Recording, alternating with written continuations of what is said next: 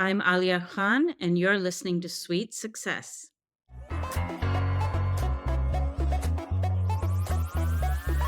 You've just checked in to Sweet Success. Join me, Katie Cline, for exclusive conversations with hotel executives, hospitality leaders, and industry innovators. Together, we'll uncover the strategies and techniques these masters of hospitality relentlessly refine. Whether you're already in the industry or just starting out, tune in every week to unlock the secret to your sweet success. Hello, everyone, and welcome back to another episode of Sweet Success. I'm your host, Katie Cline, and today I am thrilled to have with me the amazing Aliya Khan. Aliya is currently the Vice President of Global Design Strategies at Marriott International. She has been the driving force behind the disruptive and forward thinking design approach for Marriott's lifestyle portfolio, leading the charge for brands like Le Méridien, Moxy, Element, Renaissance, Autograph Collection, and more. She ensures each brand and every hotel she works on has a clear design personality and focus.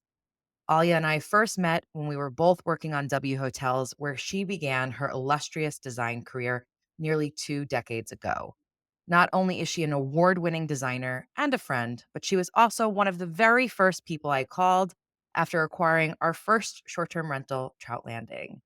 The design tips and tricks that she shared with me that day have played an instrumental role in that property's success. And I am so excited to have her here to share even more incredible design advice today. Aliya, thank you so much for joining us. Thank you for having me. As you were speaking just now, I was thinking back to the first time that I met you and where we were. It was at 601 West 26th Street. It goes way back. So the original Starwood office from back in the day. It was. I remember where you were sitting and someone introduced me, and I remember asking you, you had just come from Michael Kors, I think. And I remember thinking, oh, this is so interesting. She's come from fashion and she's coming into hotels. And as a designer, it was like, oh, fashion, and they make things, and, they put forward this sort of vision. And we were living in this world of hospitality design and sort of putting forward a vision for our guests. And I always remember that moment or that association in my head when I think of you as the first moment. And then, of course, subsequently, there were many other moments, but it was just, I went back to that in my head as you were speaking just now. I That's digress a lot. There's That's such a a rabbit compliment hole. to me that you remember our first meeting. I will absolutely take that. Thank you. Me And too. I felt very similar. I was blown away watching how you and the design team worked and the thought and the level of precision that you guys put into every single detail. They were always my most favorite meetings to be a part of.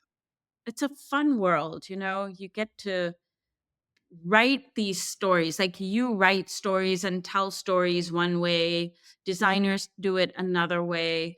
And all of these pieces kind of come together to create this whole picture, if you will. And it's really lovely to be able to contribute to that in some small way. I like what you're saying about storytelling because I think all good things in life go back to stories, which of course is a beautiful segue into your story and how you first got started in hospitality.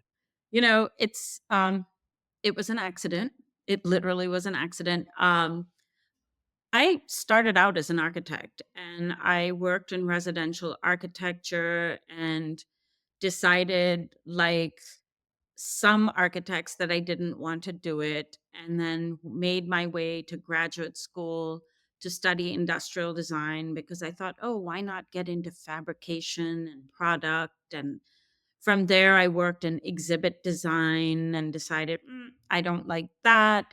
And the reason why I say all of this is because, I have such admiration for people who decide what they want to do it and pursue it. And my path has always been a little bit more of try things and then decide if I like it. And if I like it, I continue on a path, or then I put it aside and decide that if I don't like something, it's because I tried it, and I move on to something else. And in the course of this try and pass,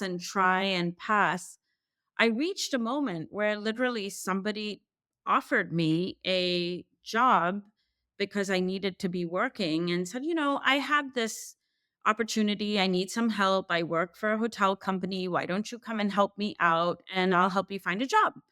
And at that moment in time, I was a designer. I was not a hospitality designer. And I said, sure, I would love to. Thank you for thinking of me. And honestly, it's sort of like that's when the love affair began because I joined Starwood Hotels and Resorts, and very quickly I fell into this magical world of where I think many personal passions for me kind of came together. This love of travel, this love of the world, this love of watching people and how they travel, and how do you take all of that and bring it into design in a very kind of active and thoughtful way and quickly, because so much of what we do in hotels is this sort of quick response to a situation, to something that might be happening as a trend or something that's happening in a moment. And, certainly there are longer term things like when you're doing a new build, it takes a little bit longer, but there's activations and programming and partnerships and, there are design responses. And I think that was the moment where I was like, oh, there's all these things that I love that can actually coexist. And I think that was sort of when it hit the switch, and that was over 20 years ago. And I think once you fall into this world of hospitality design, for me, it's been very hard to separate myself. I thought I could, and I tried in between, and I found that I just couldn't separate. And I think it then becomes a question of how do you perhaps reinterpret your approach and how do you grow with it and how do you continue to evolve your personal journey, but also what you are able to do, lucky enough to do in the process. I really like what you're saying too about falling into something by accident and your approach of almost testing and learning along the way. I think it's so rare that as children or young adults approaching university, we don't even know probably more than 1% of the jobs that exist in the world.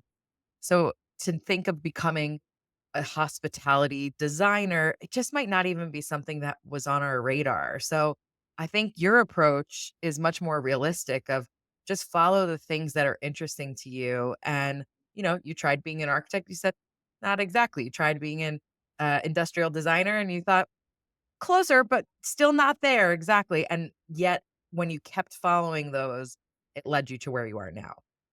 You have to listen to the signs. I mean, also being comfortable with the fact that you're not going to love everything. But in the not loving, you have to be finding or identifying what is it you don't love? What is it that you've learned?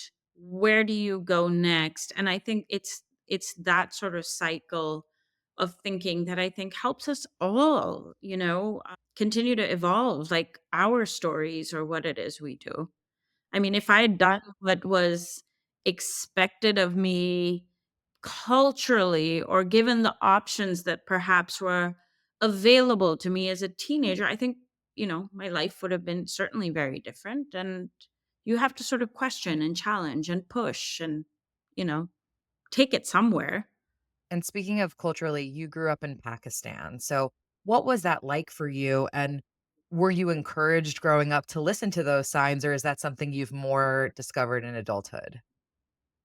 So I grew up in an interesting household because I'm one of two girls. And, my dad has always kind of pushed us to do more and to push harder and try different things. But, at the time that I was going to high school, what was sort of the option there was, you went to medical school or you went to a sort of liberal arts pre business program, or you went to what was known as pre-engineering, which could be, a sort of limited spectrum of things.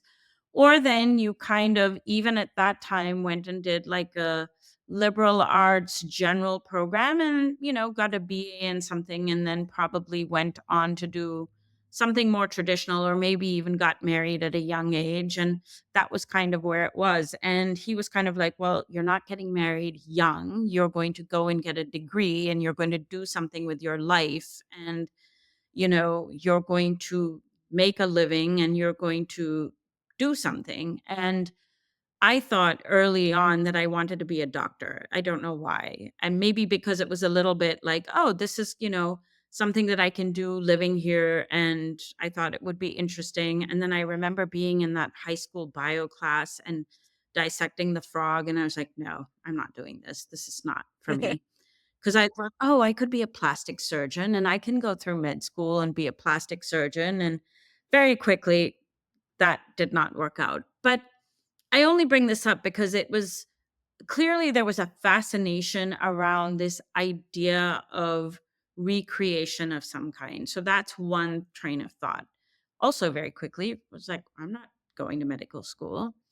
Um, the idea of pre engineering was like, no way. I mean, I had the grades for math and physics and chemistry, but like, can you imagine me mechanical engineering, chemical engineering, not a chance. And so in that sort of investigation, I found architecture. And I think what architecture again did for me was this tie back to travel and the world and things that I had been lucky enough to experience when I was very young and creation, but there was structure and order and discipline and being living in a developing nation. I knew that there were things I could do with that. And so I started architecture school in Pakistan and then sort of early on in the program had the opportunity to leave and come to the United States. And then I think that's where the trajectory really kind of changed. But it was a lot of this sort of questioning and thinking along the way and a lot of, well, I don't want to do that. I don't want to do that. But I also knew that I couldn't just go to art school and become a painting major and, no disrespect to painting majors. First of all, I'm not that talented. But secondly, like I knew that I had to have a sense of purpose and contribution. And I had to have something that I could feed myself with and, build a real career on. And at that time, it was in the context of a developing nation. That was always my sort of frame of reference. Now in retrospect, I also realized that by studying architecture, I had this platform that I could build a lot more off of than I might have been able to do, say, had I stuck with, a fine arts degree or something. So hindsight also kind of teaches me that I did make a good choice. And I'm hearing you talk a lot about travel and the world. But when you were initially talking about becoming a doctor, you thought, oh, here's something I could do here in Pakistan. So were you always interested in moving abroad, living someplace else? Did you feel like your home was going to be someplace else? Or did that come only once you started exploring? And I'm asking because I know the very first time that you moved to the US, it was to attend Pratt Institute. So I'm also Mhm. curious, what made you say you're going to this great school in Pakistan for architecture? What made you say, I'm going to go to Pratt right now to study? I think some of it was also, you know, my parents, I think, were, let's call them adventurers for their time, in that, they grew up in the country. And I remember my dad's first job, as he tells it, I don't remember his first job. I hadn't been born. But, as he tells it, he graduated and he accepted this job in Japan and went to Tokyo in the late 60s and no one spoke English and he taught himself how to speak Japanese. And, Wow. from there on, he sort of went on this journey of international travel based on work. And, then he married my mother. And, my sister and I had this opportunity to live in many different places before we moved back to Mm. Pakistan. So I think, because they did that, already I had this sort of frame of reference that I could live anywhere. And I knew that living anywhere would almost be easier. I almost in my head felt like I had to plan for, well, what if anywhere doesn't happen and I have to live here? Mm. So let me plan for the what if I have to live here. And if I get to live anywhere else, I'll figure it out. Mhm.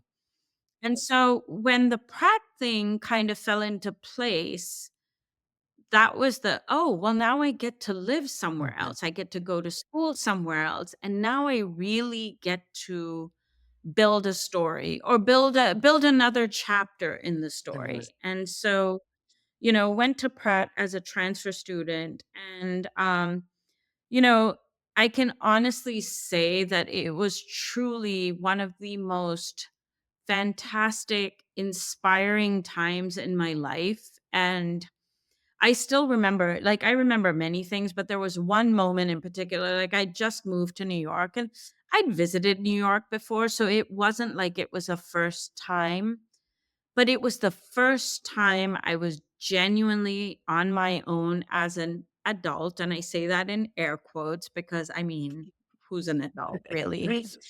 And I took the train to 86th Street, and I walked from 86th Street and Lex down to the Manhattan Bridge, and it took the whole day. And it was I still remember the day, I still remember the walk, and I remember sort of going in and out of stores and, the antique galleries on 66th Street and Lex and cafes and just looking at retail windows and in and out of bookstores. I remember going into the Strand and, by the time I got to the Manhattan Bridge, obviously it was evening, and it was to me that idea that this city, even on foot, when you have time, has so much to offer. And there is something for everyone. And, it was just this sort of gift of what New York City was then and remains.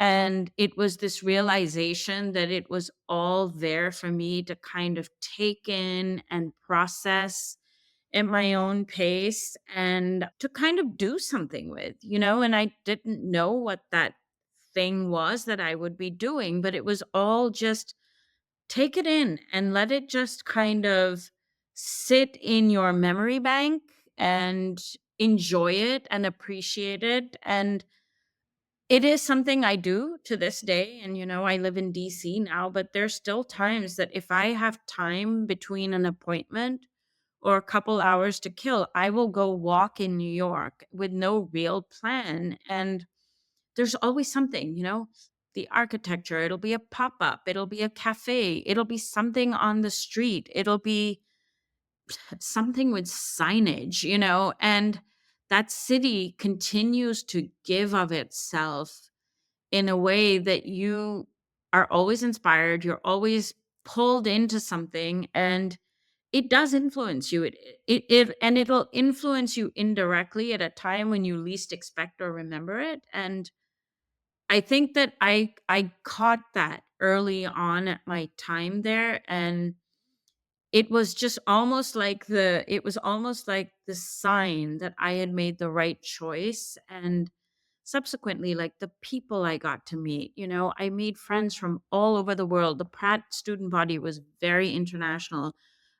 Interestingly, 20 years later, I'm still really good friends with a lot of people I went to undergrad. Like we stay connected. Obviously, the internet Mhm. helps.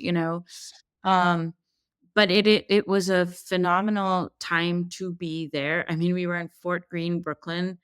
Um, no one lived in Fort Greene in those Okay. days. I lived on Myrtle Avenue, also known as Murder Avenue. But, you know, now you go and like the real estate and the public art and, the dynamic neighborhood and just all of the efforts that the neighborhood the public art that has happened in Brooklyn, it's just a different time and a different place. And I was there before all of it, but I loved it then and I love it even more now. And it was all so influential and formative of different design references, but also how you live life, like how you walk down a street, how you engage with people and how there is inspiration to be found everywhere. I can just hear the love that you have for New York and that you had really from the moment you met each other in a way. I'm just curious, how was the transition from Pakistan to the US? Because I haven't been to Pakistan before, unfortunately. Hopefully, one day we can go together. But I imagine they are quite different, at least on the surface. And my only kind of point of comparison is moving from the US to the UK, which I think when you look at them on the surface, they look very, very similar. And yet I felt a lot of culture shock. So just wondering what it was like for you moving to a completely different country.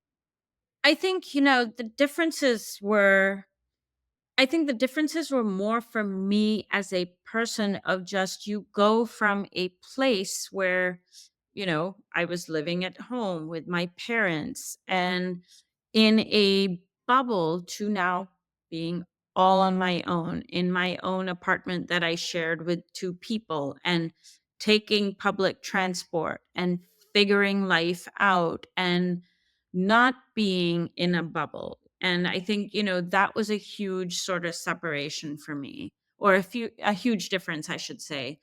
Um, from an energy perspective, New York and Karachi, very similar. New York, Karachi, Mexico City, like there's some places like they have this sort of pace. They're always awake. They're always alive. There's always things happening. There's a little bit of grit or a lot bit of grit and some polish. There's the new against the old.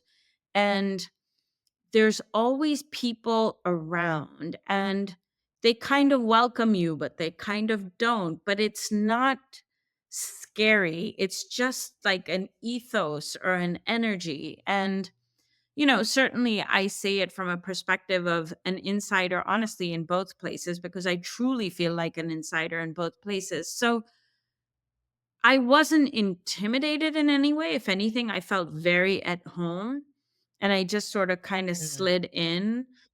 I think the differences for me were more about just being on my own and really living this sort of independent life and figuring life out for myself and, setting up a bank account and doing these mhm, things that, at home I really hadn't done. I think, or I hadn't done. And I think in the United States, you do a little bit earlier in your life than mhm, we did over there. mhm. You mentioned earlier about how much of an influence the city had and still has on you. And one of my favorite things about the hospitality industry is the ability to live and work in different places. You really Mhm. embody that. You are now on city number 8, Karachi, where you're from, New York, as we just discussed, Hong Kong, Houston, Singapore, London, and now Washington, D.C. Which of them do you like the most? And what did living in each of those places teach you about design, about hospitality, and maybe even about yourself? Ooh, I like all for different things. I think the thing that I can say about myself unequivocally is I clearly like cities. Mm, Not so much with the countryside. We joke about this all the time. I was talking to someone the other day about like how, like, given a choice, I will always gravitate to a city. The country is for escape. The country is for, a little bit of a respite. It's like a palate cleanse, but I love living in cities. I love the energy. I feel like you get so much about I think I love cities also because I love people. And what I've gotten from all of these cities always is people. When you're in the middle of people and their everyday, you learn so much, how they move, how they exist, what is important to them. You learn so much about, how they transact business, how they live life. And it's small things. You also realize like there's no one way to live. Everybody lives and there's no right way, there's no one way. You understand that the world is comprised of many different ways and they're all correct and they're all valid. And it teaches you to listen and observe, and it teaches you to respect. And, it also teaches you that sometimes you are in other people's homes or in other people's places, and maybe take a minute and understand what's going on before coming in with your stuff and kind of, ruining the zen or the peace. Um, I remember when I was young, this was in Houston, I had a friend in nursery school, and I don't remember her name, but I remember her face and I remember her mom. And I went to their house for a play date, and they were from Japan. And I remember taking my shoes off at the front door. And, at the time, I remember like, oh, I don't have any other friends who have us do this. But I remember I would take my shoes off, and they had a cute shoe rack, and I put my shoes there. And I remember then my dad from his, Japanese experience explaining to me, like, this is something that all Japanese families do. And, he was like, think about it. There's something really beautiful about this. You're leaving the outside at the front door. And, he explained like the philosophy of it to me. And, now fast forward, think about how many homes where we go to where people do leave their shoes at the front door. And, there's particularly homes with young children. And, there's so many more, it's so much more common and prevalent. And now it's, a very regular thing, but it was something that when as a child, I remember this, and I remember him explaining it, and I remember my embrace of the idea of it. And just, it was that sort of education or that thing that there are different rituals that happen everywhere. I also remember the first time I saw a Christmas tree because, we didn't have Christmas trees. And I remember asking my parents, like, why can't we have a Christmas tree?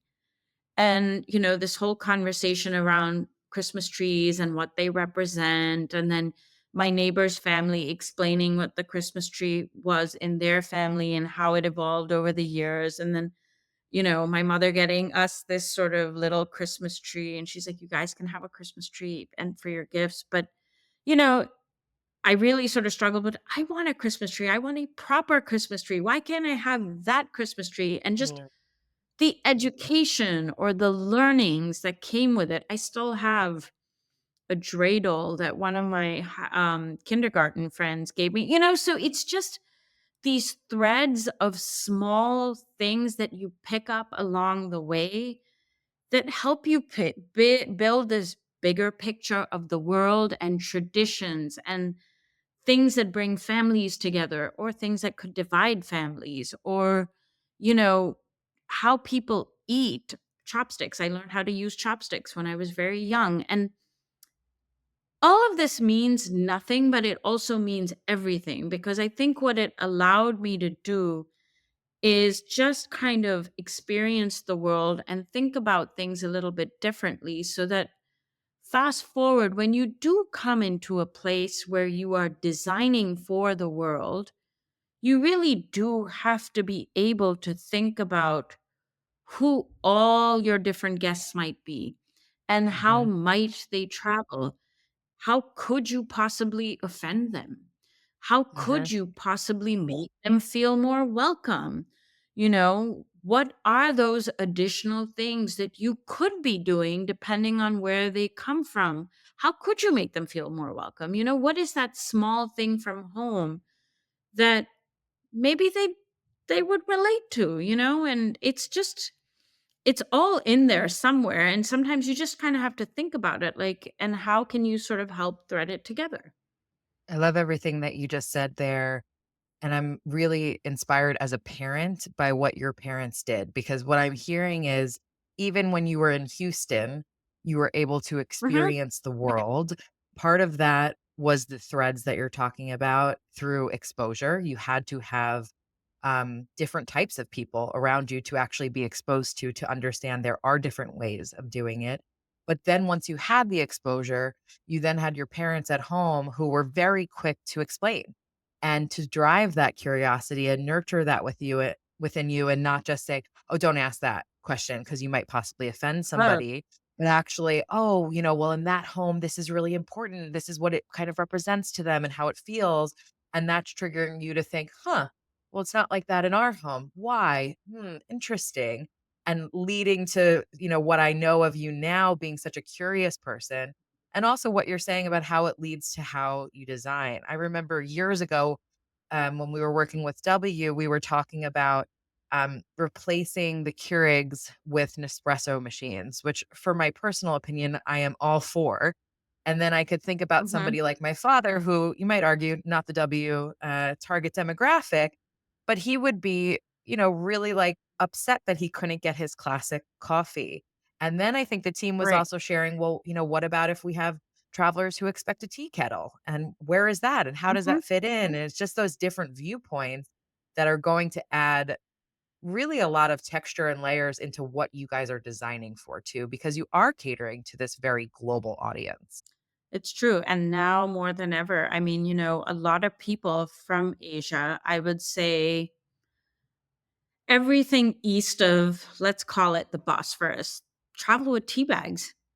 And, Mm, people are very specific about the types of tea that they travel with. And, when they come, particularly when they come west, and where do you make the tea, or mhm. are you really going to call room service for the hot water? And, now more and more in the United States, you can go downstairs and there's a spigot for hot water. But what if you don't want to go downstairs? I mean, I have no shame. I go down in my pajamas and a hoodie all the time, but not everyone feels that comfortable. So what is that alternate, that you might offer, and how do you make it easy, and where do you make it easy, and what does that look like? And a little bit back to what you were saying earlier, also I have a number of nieces and nephews, my cousins' children, they all now slowly coming to the United States to go to college, and I'm always giving them a hard time. I'm like, please do not come to study in this country and only hang out with the people you went to high school with.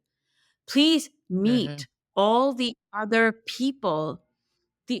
amazing people from all over, whether they are from Idaho or they are from, Peru or everything in between. And you know, meet them and be friends with them and get to know their families and introduce your family to them.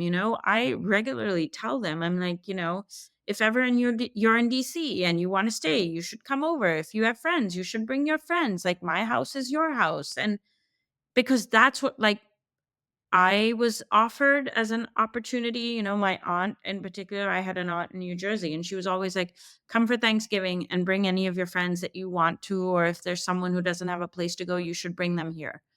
And it's this headspace of everybody is welcome. And in that everybody is welcome, you have this beautiful mix of people who are welcome from everywhere.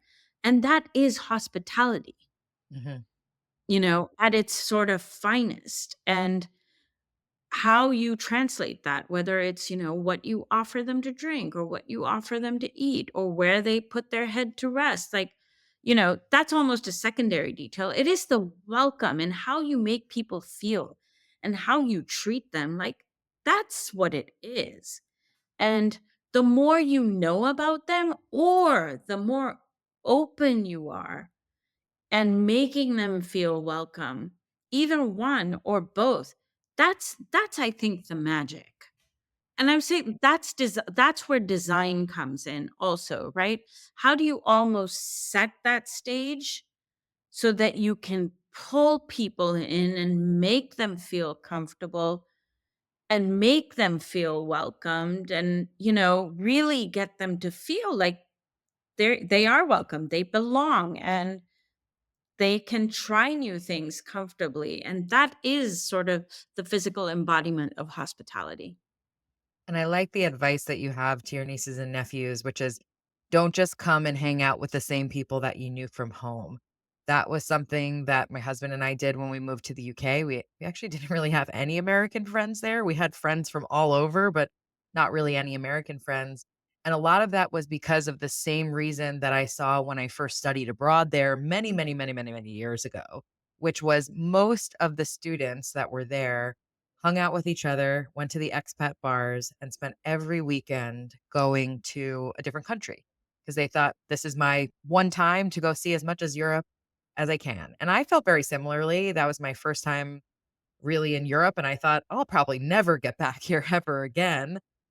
But I loved London from the moment I arrived, much like your experience with New York, and I felt like Mhm. I need to be a local here. I don't wanna leave every weekend. I wanna get under the skin of this destination and leave and say, "I did that really, really well," versus I slept there 4 nights a week and then went to a different country every single weekend. You want your neighborhood pub, you want the chip shop, you want those things, you want them in your memory and what you learn from it, and, there's something about memory that's so powerful and what you learn and where it'll come back, and, the people that you met along the way, I mean, they're in your life now, they're not going Yeah. anywhere. And it's interesting what you're talking about too with home versus hospitality and traveling, right? And when we first purchased our first short-term rental, Trout Landing, one of the reasons that I called you pretty much immediately after that deal had closed was because I remembered you and other members of the Starwood design team talking about the difference between designing for home versus designing for high traffic spaces. I think we hear a lot about how people want a residential feel or they want it to be as comfortable as home, which is all well and good, but those spaces are taking a beating much more than our homes are. And we all know, with all the best intentions of the world, our travelers are probably not treating those spaces the same way that they treat their homes. So, in your opinion, like what are those key differences when you're designing your home versus designing for one of the many brands that you work on? What are the things that you think about? And maybe for the listeners, giving some of those amazing tips and tricks that you gave to me. Hey there, real estate lovers. Ever heard of Anywhere? I know you've seen their brands like Coldwell Banker and Century 21 on yard signs. Maybe even use their title, mortgage, or relocation companies. But listeners, Anywhere is way more than just buying and selling real estate. You can build a meaningful career with them too. They are an employer of choice in roles like brokerage management, operations, technology, marketing, and so many more impactful parts of the real estate transaction. Their hybrid workplace offers flexibility. Their national scale means offices everywhere. And their mix of businesses means you carve your own path. If you're curious how Anywhere empowers everyone's next move, visit www.anywhere.re. First of all, I think you've done an amazing job, and I will come and visit, but every time I see photos, I really kind of stop and enjoy the photos. And because now I'm invested, like emotionally invested. And I think it's one of those things of it's how do you create magic, but it's almost practical magic, What are the things that people are going to look at and they're really going to remember? Mm, And what are the things that you still know that you have to clean and you have to organize and you still want to operate and maintain? And I find like things like lighting are so important, right? Lighting, like what is welcoming lighting? When you come up to the space and you walk in, like what is the light setting? I don't even have to show you a photo, but like when you walk into a bedroom and if there is like a simple bedroom, but there's like a lamp with that perfect pool of light and the bed is turned down, you already have this picture in your head of it's a fluffy bed and it's well made. It doesn't matter what the sheets are, but if the bed is well made and there's that welcoming pool of light, and maybe there's, a carafe of water, and you know that you can crawl into bed and you're not turning all the furniture upside down to plug your phone in, you've now done a few small, easy things that make me want to crawl into bed and go to sleep after a long journey. Now, we also know that you've probably, picked some good sheets, some quality sheets that are comfortable. You don't have to go crazy with the sheets, but you also have sheets that that you can launder them and that, they look fresh and they look crisp. And when someone looks at them, they'll feel like, oh, these are freshly laundered sheets. And, they won't make a room look small, or you won't have a guest who looks at them and says, oh, they're so patterned. They're probably hiding something, So there's like psychology of guest perception. There's also things that you can launder easily. There's also things that you're not going to be ironing them forever because that would also not be feasible. So it's part magic, part operations, and part also today's guest is so well exposed. 25 years ago, the hotel guest was different. They had a different frame of reference on hotels. I think what it took to impress them was different. Today, look, people watch TV, they watch movies, they travel a lot more. They have access to so much media. They read magazines. They do their own home improvement. I mean, look at, the number of blogs and what people are able to do. I mean, you have peel and stick wallpaper. So people are able to do so much. So you almost have to step back and say, what is important? So, how do you take a property like yours and do something so that it feels fresh, it feels real, it doesn't feel over cluttered? Focus on important things like lighting, focus on important things where you're actually telling the story of the location. Like, own what is real. I even feel like it's okay to have empty spaces. It's almost better to have those quiet moments of empty than filling things for the sake of filling things by little, but by quality. Kitchen tables, I think, are fantastic and important. It's where everybody gathers. You have breakfast there in the morning. When you have children, you probably spend a lot of time around a kitchen table with your daughter. Like, people do homework there, people do Zoom calls there. We're now seeing the type of travelers who are working everywhere they go. Like, maybe a kitchen table is an investment. Having access to quality Wi-Fi is probably a good thing. Outdoor spaces are a good thing. I don't know if anyone is going to lose their mind if you don't have, a range by wolf.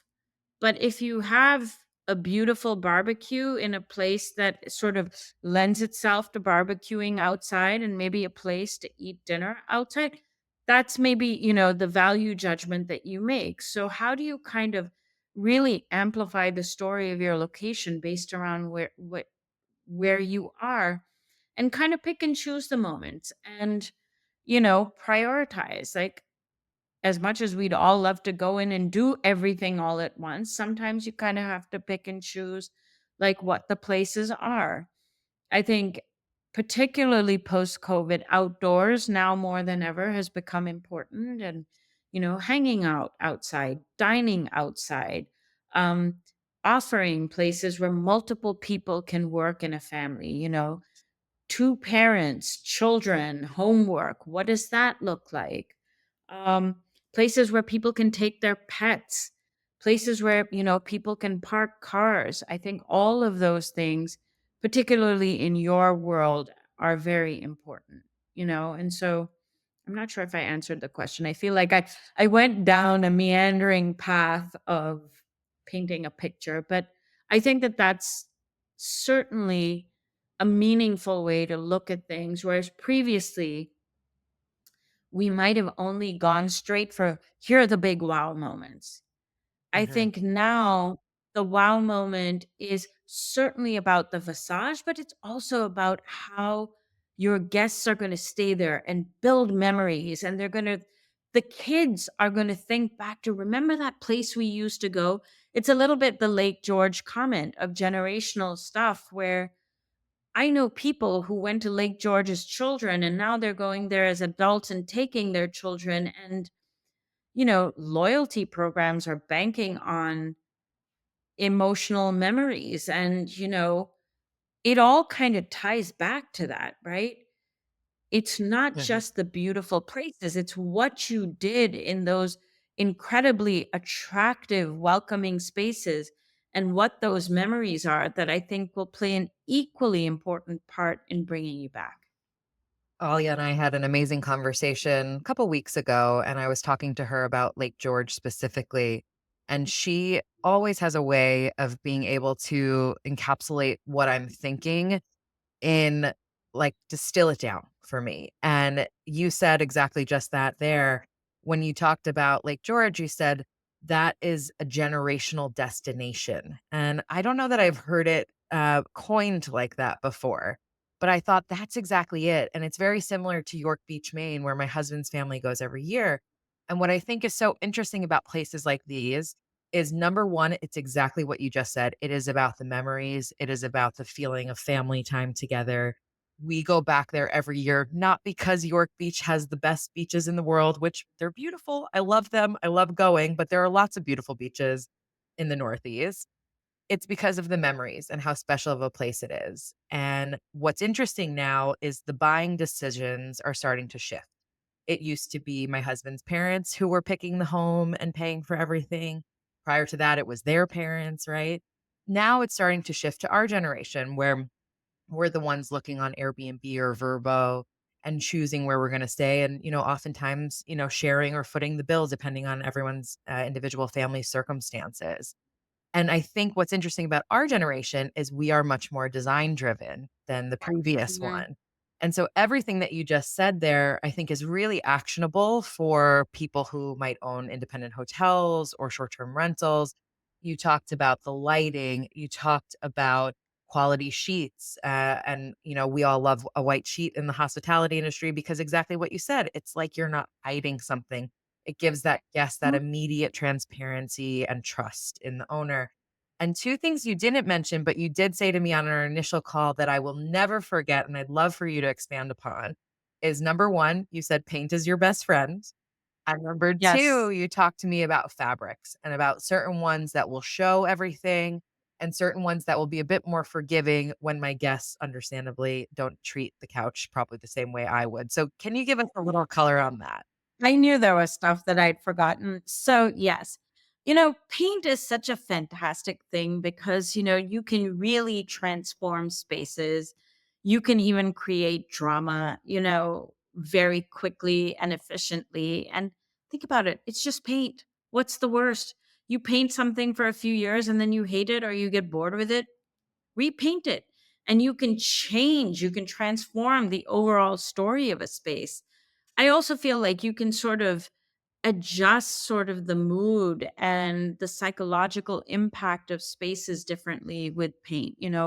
If a bedroom is a place where you sort of want to have calm and you'd like people to sort of mellow out before they go to bed, there's certain palettes and spectrums of color that you want to explore maybe that are better for you. I think, blues and greens and sort of what that represents. Yellows often bring joy. Children's rooms are often, yellow and expressions of joy and things like that. Um, I have painted my entryway this sort of black purple kind of color, which I like. It's very dramatic. It always evokes a response. And some people are like, why would you paint it that color? I'm like, it's a hallway. There is exactly zero functionality in this room. You come in, you throw your coat and your bag on a bench, and then you move on. And so, when you are creating that first arrival at your place, and you know what the functionality is, you can amplify that or change it and alter it, and sort of create a tone or a mood for that first arrival just through paint. And then, in other places, in bathrooms where you're going to be looking at your reflection, you kind of have to think about like, what is the color that's going to be reflecting back? The peaches, the pinks, like what that does for your the look, the color of your skin, and when you're applying makeup and lighting and all of those things. And so there's, plenty to be said for paint, and it costs nothing. And particularly, when you're going into situations where you know that you might not have the ability to create radical transformation on the onset, a little bit of strategically placed paint, you don't even have to paint the whole thing, can really kind of help you redistribute like your guest journey, or kind of place how people might feel as you move from room to room. The fabric thing is kind of, I think, for every human across the board, hospitality or not, and certainly I think for people who have children or pets, even, you know, when you graduated from college and you got your first real paycheck and you got to buy that first sofa, you probably thought, oh, I'm going to buy that super chic linen sofa and it's going to be so beautiful. And it probably was till that first spill of wine. And, if you were smart, you probably scotch guarded it, and that's fine. But at some point, life does become so overwhelming that you the wine is the least of your problems. And so, finding like what are those other fabrics, the weaves, the other sort of textures in woven textiles that will allow you to present a lighter presentation without sort of you worrying about the wine. There's bouclés. So like Coco Chanel did suits in bouclé. There's an upholstery version of that where you can still have a lighter textile, but because of the weave, you can kind of hide or it'll repel some of these sort of stains and things. You can brush them, you can lint roller them, you can scotch guard them. Good for pets, good for kids. My first beige linen sofa did very well. And my biggest solution was every time my niece would come, and she was very little at the time, I would put a shower curtain on top of it, and then I had this massive quilted bed cover that would go on top of it. And then I was like, "You know what? This is good for everybody involved." Now I'm not Mhm. stressed. Her parents are not stressed. Things would fall out of a bowl. Nobody cared. Vacation was not ruined. I was like, "It's Mhm. fine." Or sometimes you just have to go that route, but, today textiles are so much more advanced and they're not expensive and they're easily available, and so, there's a lot of stuff like that, and when you do have a vacation home that other people are staying in and you can't control every move, the ability to kind of get ahead of that, I think does help you. There's a lot of leathers, there's a lot of vinyls. Things are so much more attractive today. Like they're not that 70s show kind of, genre of vinyl and linoleum anymore. Like you really have so much more that you can play with and you can kind of pick and choose.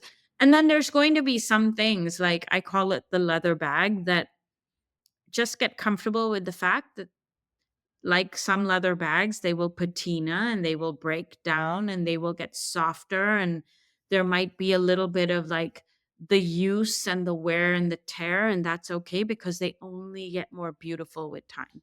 Using Scotchgard was another thing that you had said to me, I'm reminded of now, and that has been huge. I've sprayed both Yeah. properties, couches, pillows, everything like that, because we are pet friendly at both.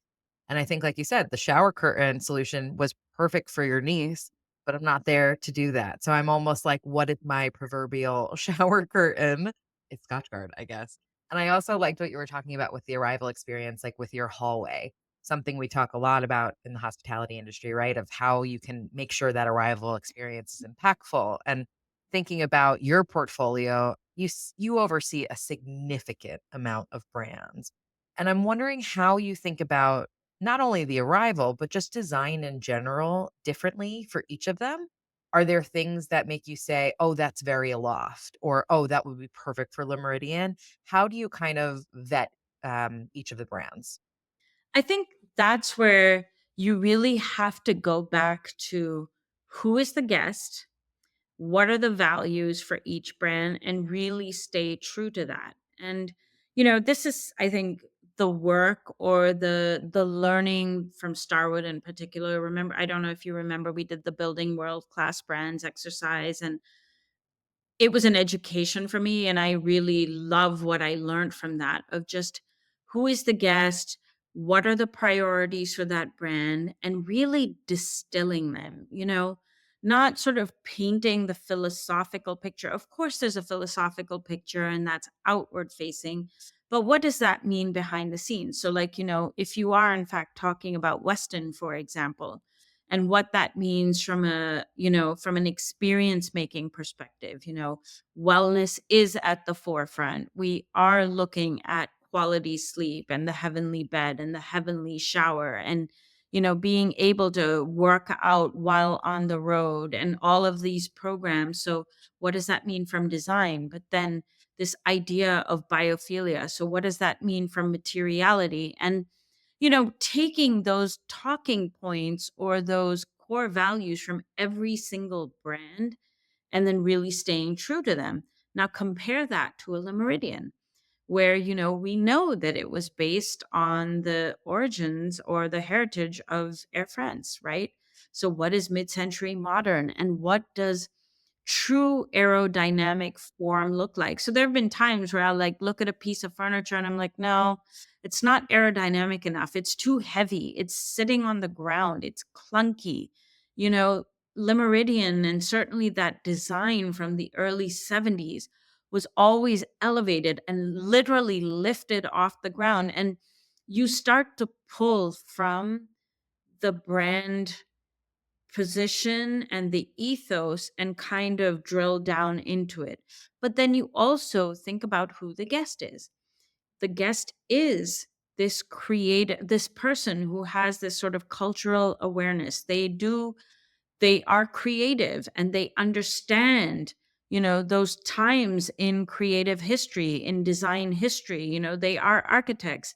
They like and value this idea of a standing desk in the guest room, inspired by an architect's desk. And how do you kind of take the core tenets of the brand but also then take it back to who that guest is and how they Mhm, might work and what is the type of coffee they might drink? They're not the they don't mhm, drink Starbucks in the room. We have 30 odd other brands that do that, and that's fantastic. So, how do you kind of mhm, take those philosophical guardrails and find ways to keep them ownable for the brand, but then also find design solutions that amplify that so that each one has their ownable moments. And then there's some things that, not everything has to be a thing. A shower is mhm, a shower is a shower. There's only so mhm. many ways you can reinvent showers. So decide like, what are you going to make ownable for each brand and really make them distinct, really make them interesting, really make them where you're going to, create brand definition. And then there are other things that are just cost of entry because it's a hotel room.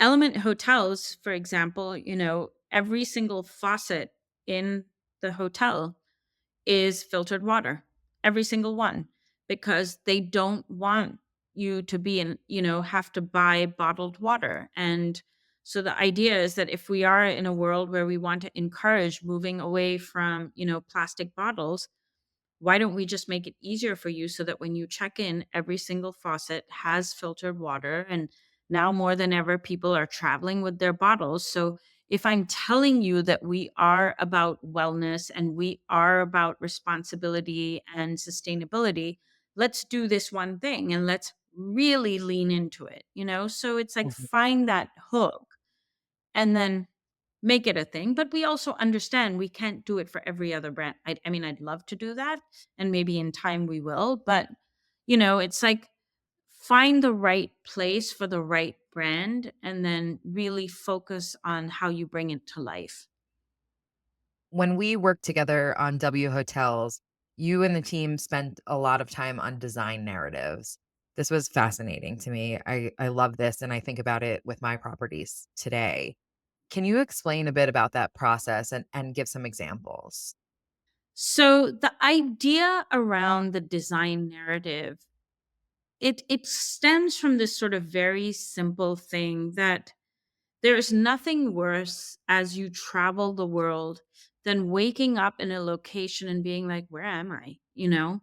So let's take the example of a Westin. Now, if you're executing or opening on strategy Westins all over the world, you're waking up in a heavenly bed and you're going to use the shower and you know that you can have work out in this fantastic gym and you know that there's going to be this sense of wellness and you're going to be surrounded by nature.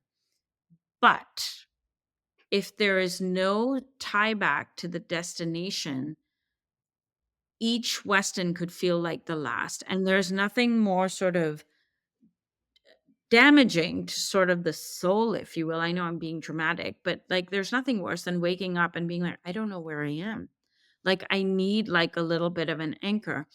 And so what the narrative allows us to do is explore meaningful ways to actually tie back to the destination. And so you sort of do a deep dive into the location, and you could look at things around the actual physicality of the site.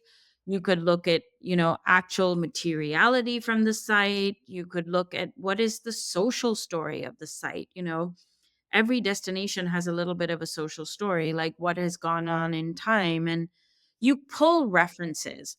And then when you pull the references, you use those to weave into the design of a hotel. So recently, staying with Weston for a minute, we've just redone done a renovation of a fairly large Westin here in Washington, D.C. And, the designers really kind of got into some sort of local nuance where they took the monuments of Washington, D.C. and studied the fact that most of the monuments are made of limestone, and there's a very specific type of limestone. So there are nods to that limestone in natural form, but then also man-made form, and some of the architectural detailing and that juxtaposition of man-made and nature, and that pulls through in parts of the Mm, hotel. They also use a lot of Potomac stone, which is a natural found stone, and that gets woven into the dialogue. They also reference a lot of plant material from the area, and they use that to sort of drive carpet inspiration and pattern making and things like that. And some of it was done in a very light-handed way, so it's not intended to be heavy-handed, but that was just one small way that you might pull narrative through. We also have just opened a Le Méridien in DC, and this particular hotel was actually, it's been many different brands over time, but when it opened as a hotel, it was inaugurated by JFK in the 60s. And because of that, and I believe Jackie might have been with him at the inauguration, so she plays a big role in the story of the narrative of this hotel.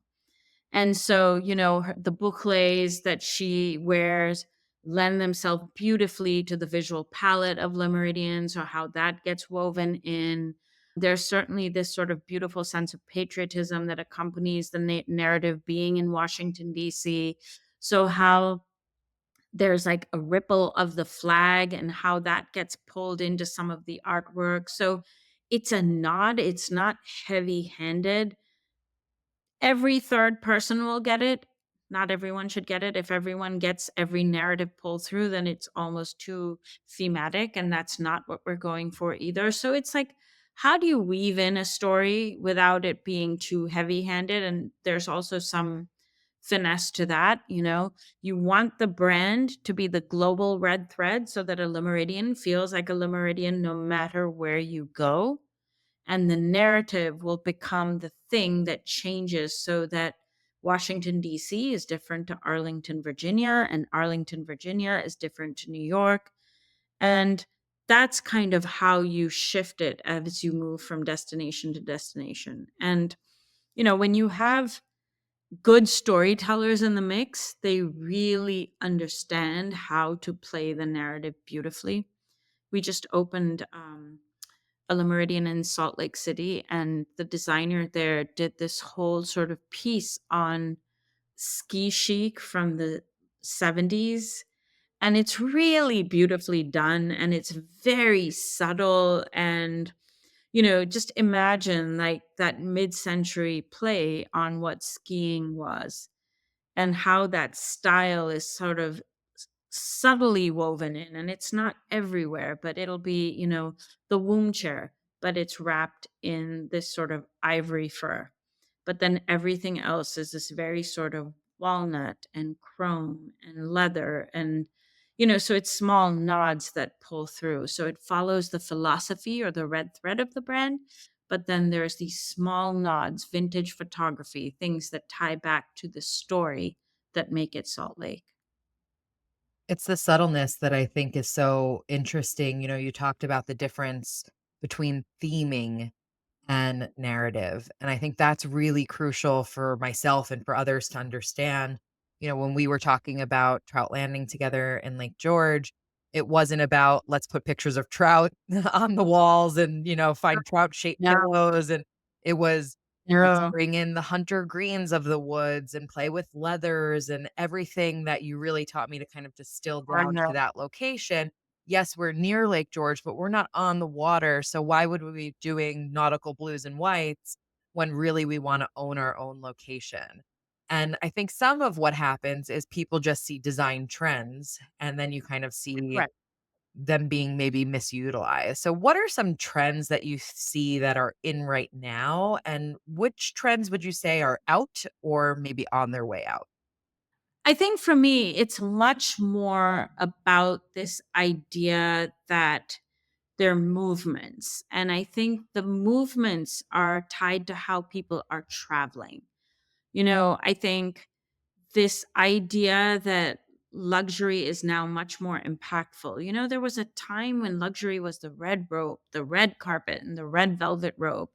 And I love that consumers, particularly Gen Z, is holding us accountable and they really want to understand what impact product has, what brands have, and what we are actually doing for the environment and what we are actually doing for the neighborhoods that we inhabit and or where we play in. And I think that that is sort of something that we are now sort of looking at and saying, okay, well, what does this mean for partnerships? We just opened the Renaissance Hotel in Harlem and it's right next to the Apollo Theater. And, what that means from a programming perspective and some of the artwork that we curated. And, there was a custom toile that was put in line some of the furniture. And, there's some pillows that are being developed. And, so it's the scale of and who are the florists. And so I think that there's that sort of sense of responsibility, I think, is outstanding. And I love it. And I love that it's going to push everybody to look at, the world a little bit differently. And we're going to move away from some of the expected. I think the second thing that is a reality, and I sort of touched to it a little bit, is this idea of like the hybrid living piece. And, we're working where we live where we work, we're traveling. Particularly I see families with younger children where the children are not really committed to sort of formal school programs. They're on the road. And so how do we create spaces where people can, work, two parents can work comfortably and spread out? And maybe if a child has to do a school thing, that's fine too. And they have room to spread out. And how do you design for all of that, And how do you create spaces where multi generational existence, professional, school, all of that happens at the same time?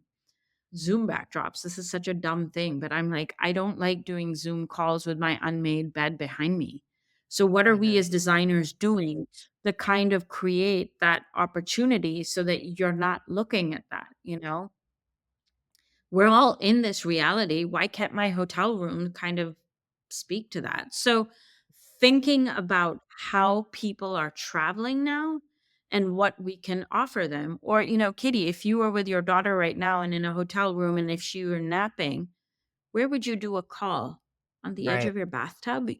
What is that? How do we, because we all do it. And it's not just your daughter. You could be sharing a room with your best friend and supposing someone's asleep or supposing two people are doing call. Where does the other person go? So Right. what are we as designers doing around this sort to service this larger hybrid model, which is now much more common? Another one I think is this idea of just belonging and what does belonging mean today? There was a time where belonging was you rolled into a bar and suddenly you belonged to a crowd and it was a type of energy and that was enough.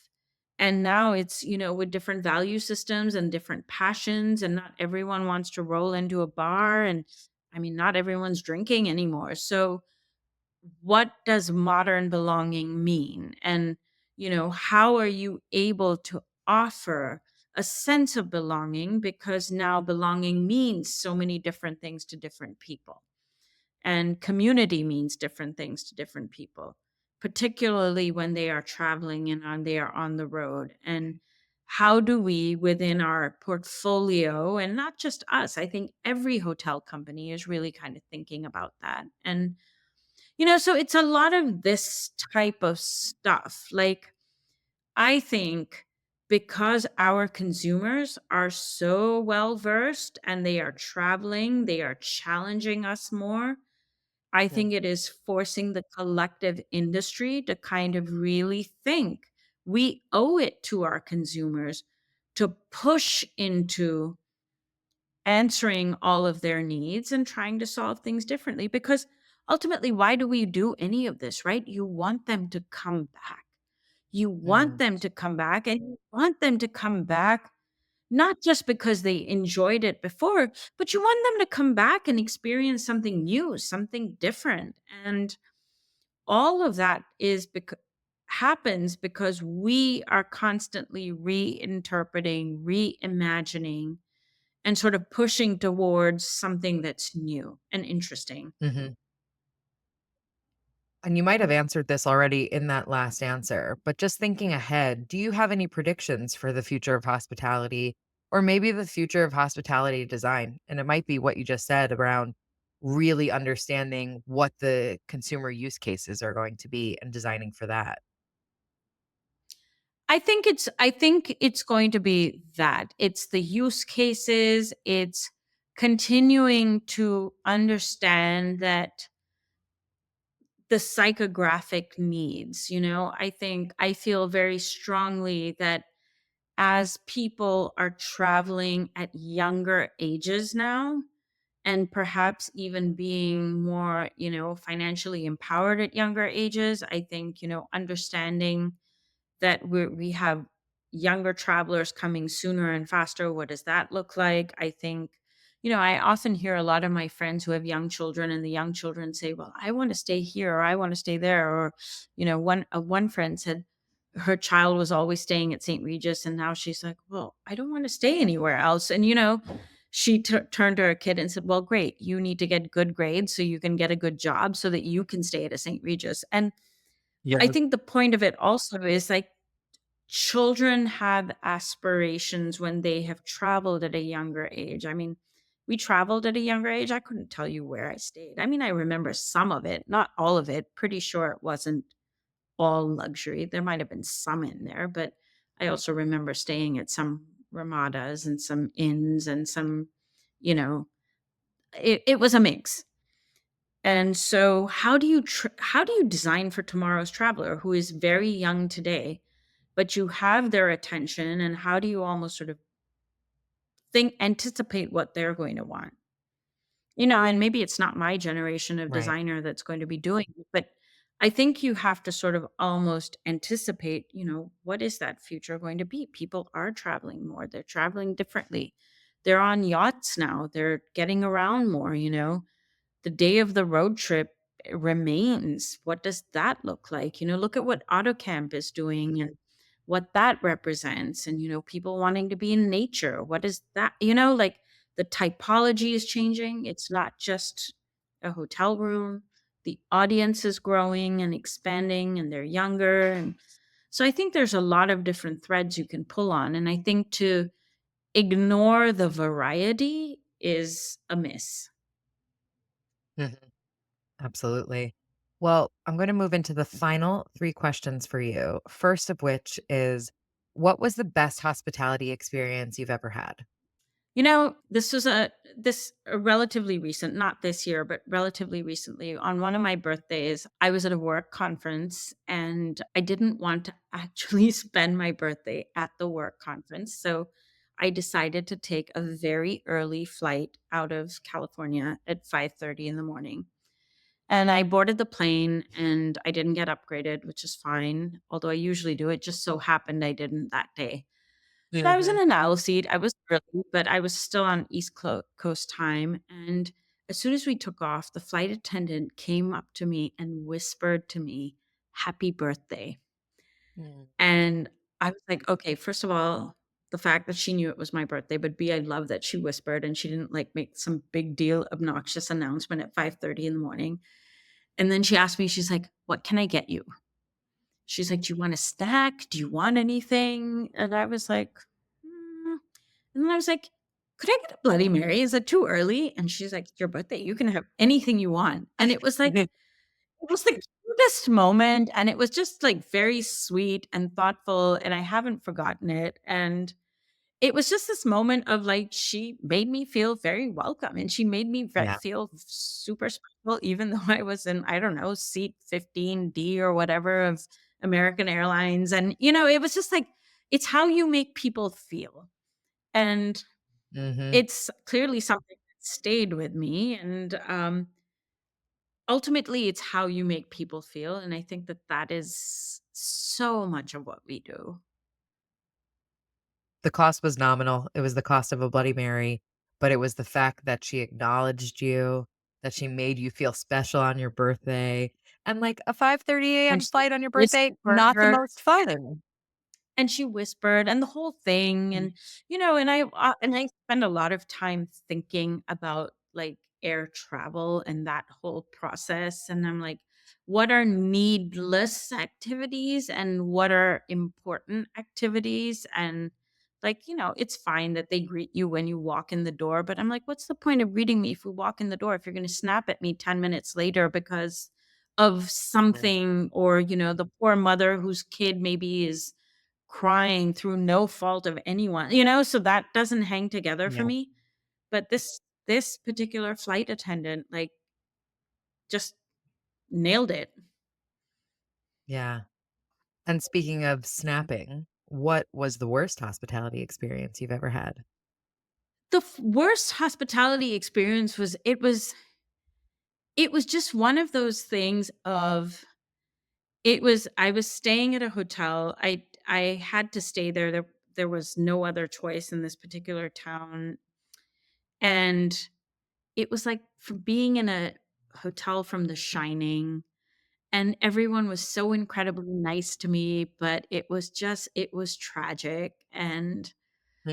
I remember I checked in, it was pouring rain, it was dark, I, like, go into my room, I didn't take off my socks, I got an extra line of pillows because the silk headboard was sketchy.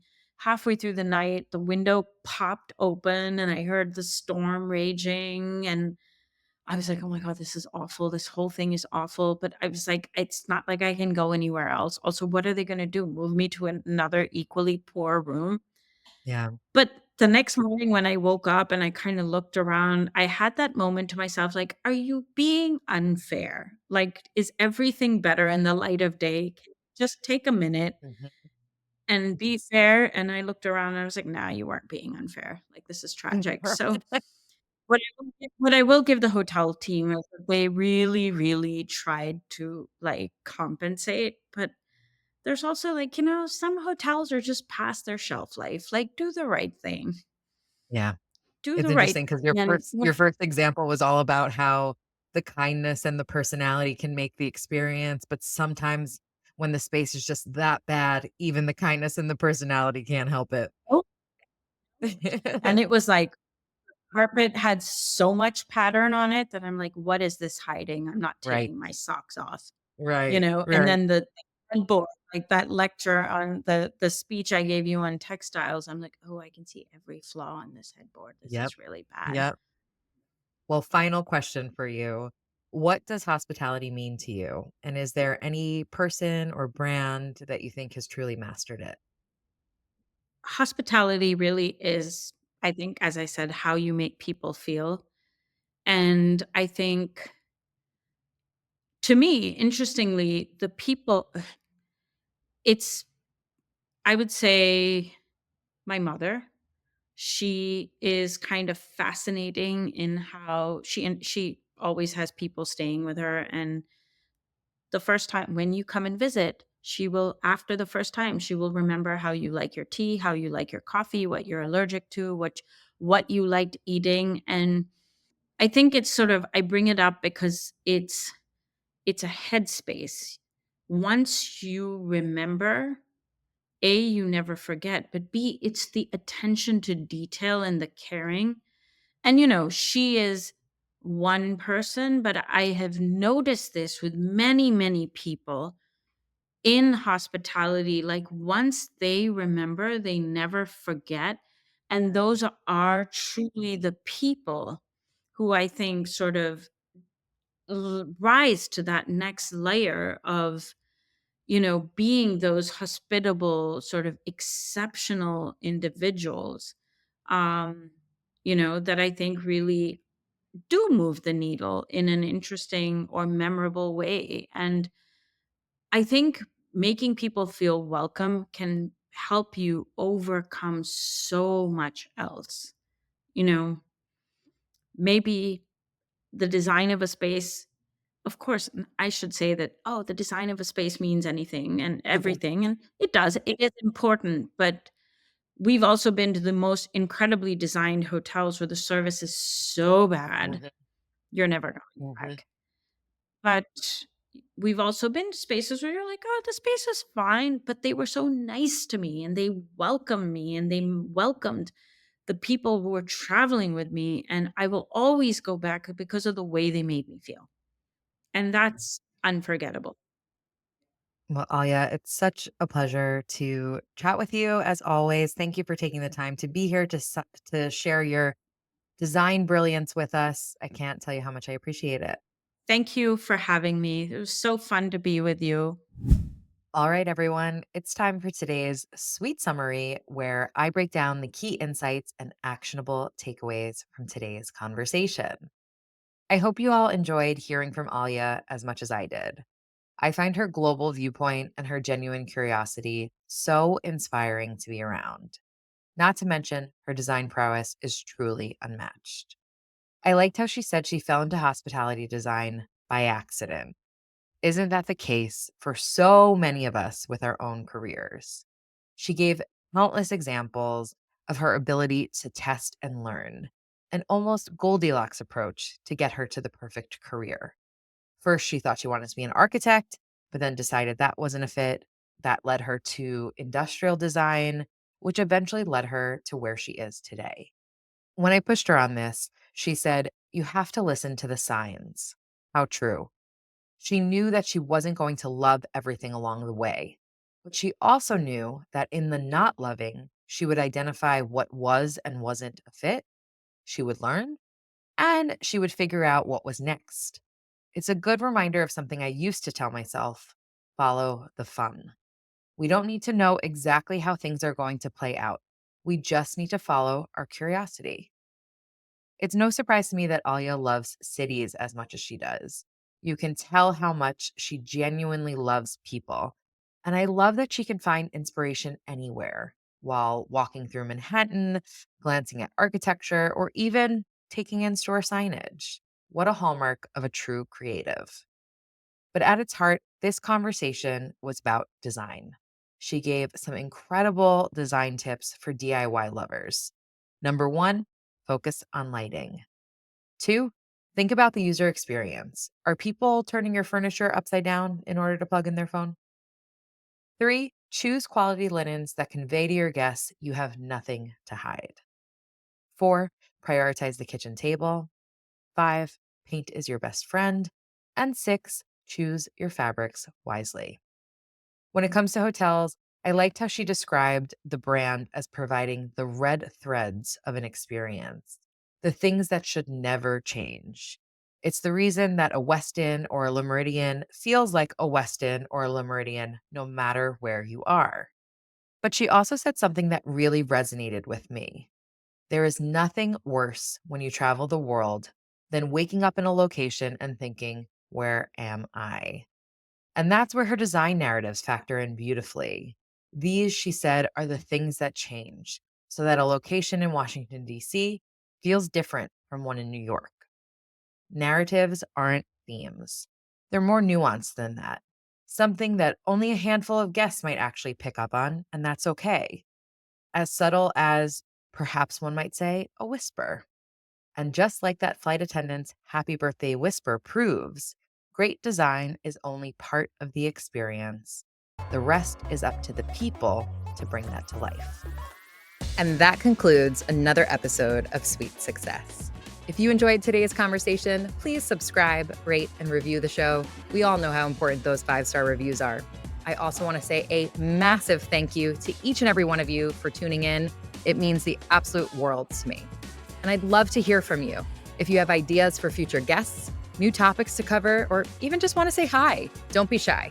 Message me through our website, sweetsuccesspodcast.com, or on social media at Sweet Success Podcast. That's sweet like hotel suite. Once again, I'm your host, Katie Cline, and I'm super excited to see you all next week.